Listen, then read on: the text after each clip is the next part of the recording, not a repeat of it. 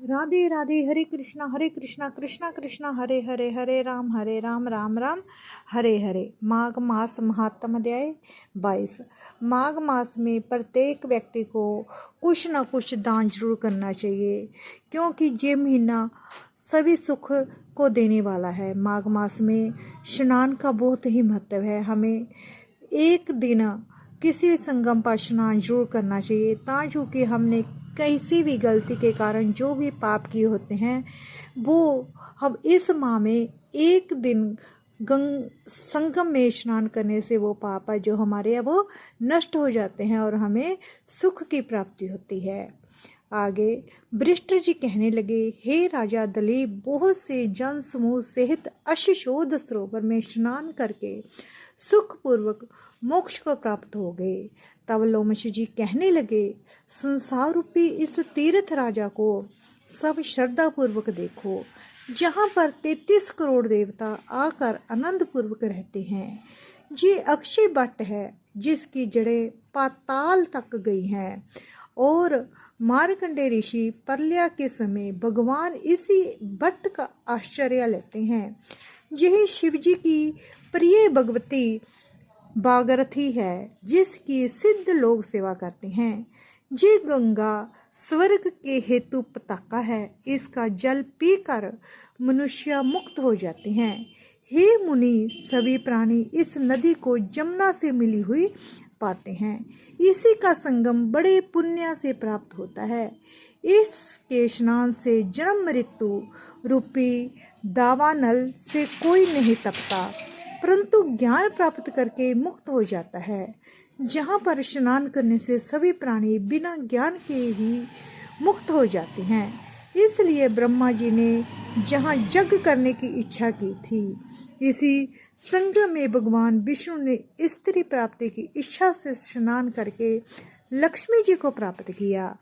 जहाँ पर त्रिशूलधारी शिव जी ने त्रिपुर दैत्य को मारा था, और प्राचीन काल में उर्वशी स्वर्ग से गिरी थी तथा स्वर्ग पाने की इच्छा से जहाँ पर ही उसने स्नान करने से नहुष कुल के राजा जताति ने वंशधर पुत्र प्राप्त किया। जहाँ पर इंद्र ने प्राचीन काल में धन की इच्छा से स्नान किया था और माया से कुबेर के सब धन की प्राप्त किया था। प्राचीन काल में नारायण तथा नर ने हजारों वर्षों तक प्रयाग में निराहार रक्त उत्तम धर्म किया था, जहाँ से जगार्थव्य सन्यासी ने महादेव जी जैसी शक्ति वाले से विजय पाई थी तथा अनिमा आदि जोग के अति दुर्लभ ऐश्वर्य प्राप्त किए थे। इसी क्षेत्र में तपस्या करके श्री भरद्वाज सप्त ऋषियों में सम्मिलित हुए, जिन्होंने भी जहाँ स्नान किया सबको स्वर्ग की प्राप्ति हुई। इसीलिए हमारे विचार से तुम त्रिवेणी में स्नान करो। इस स्नान से पहले किए हुए तुम्हारे सब पाप नष्ट हो जाएंगे और संपूर्ण वैभवों को प्राप्त हो जाओगे। ऋषि के इस प्रकार के सत्य वचन सुनकर सब ही त्रिवेणी में स्नान करने लगे, और उसी स्नान करने से सबकी पश्चाता नष्ट हो गई। शाप से विमुक्त होकर उन्होंने अपना शरीर धारण कर लिया।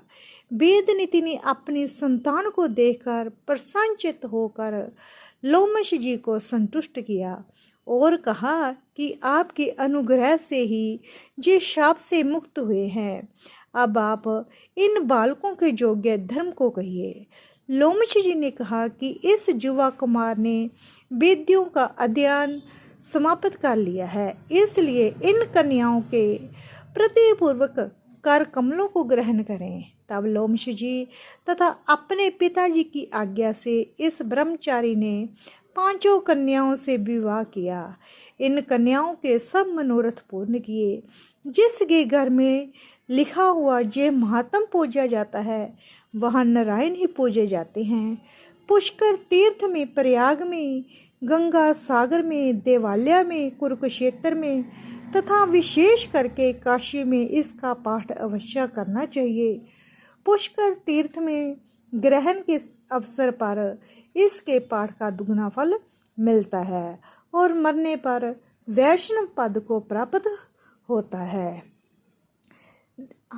जहाँ पर 22वां अध्याय समाप्त। हमने पूरे अध्याय में स्नान की इतनी महिमा सुनी है कि स्नान करने से हमें अपने मन चाहा सुख मिलता है, इसलिए स्नान जरूर करना चाहिए प्रातः काल ब्रह्म मुहूर्त में। राधे राधे। हरे कृष्णा कृष्णा कृष्णा हरे हरे, हरे राम राम राम हरे हरे।